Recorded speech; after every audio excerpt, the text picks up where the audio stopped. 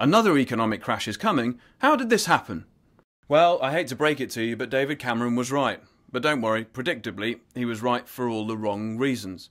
He said that Britain is facing another economic crisis, which is true, but not for the reasons that he has given. The bankers, economists and politicians who apparently saved the world from economic Armageddon in 2008 told us that this could never happen again. So, what's going on? Well, economists are once again looking at the wrong indicators, and politicians are beginning to realise that they've bailed out the wrong industry. After the crash, instead of channeling money into the real economy where most of us live and work, politicians use quantitative easing or money printing to repair the balance sheets of banks, naively claiming that this would kickstart growth. This was the first massive fail. In fact, all it did was incentivise banks to reflate the dysfunctional housing market through selling mortgages to support government schemes like Help to Buy. So instead of financing real investment, politicians finance more speculation. Second massive fail. The outcome? Well, kind of predictably, the only industry to grow since 2008 has been financial services. Third massive fail.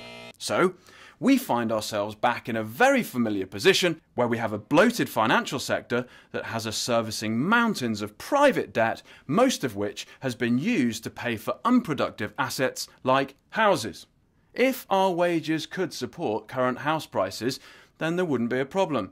But the fact is that these prices are built on mountains of private debt. Bankers and politicians have encouraged us to take on this debt, seemingly still not realising that you can't solve a private debt crisis with more private debt. So, why do mainstream economists ignore private debt? Despite the fact that today, private debt is at the greatest levels in recorded human history. Because the core business of banks who employ economists is selling debt, and, as Upton Sinclair once said, it's difficult to get a man to understand something if his salary depends on him not understanding it. So, am I the only person talking about this? Thankfully, no. Meet Professor Steve Kean, Head of Economics at London's Kingston University, a highly respected economist who predicted the financial crisis in 2008. Kean is again voicing his concerns about the fragility of the global economy. Kean believes that the level of private debt and the speed in which it's growing are two vital economic indicators. In medical terms, it's as important as taking your blood pressure. When household and business debt is above 150% of GDP, and when it grows at 20% or more over the course of 5 years, you're in real trouble. So, what are the stats now? Well, including the financial sector, private debt in the UK today stands at over 350% of GDP. Yes, that's more than double Kean's warning figure, and it wasn't mentioned once in George Osborne's autumn statement. Yeah. The only thing that's now keeping the UK from becoming a zombie economy is government spending, but ironically they're trying to slash that because, despite their budget trickery and skewed statistics, borrowing is at record highs. Further austerity economics won't work. They lead to something that I call backdoor privatisation. This is when you starve a public asset of cash and then sell the beleaguered asset at a fire sale price to the private sector.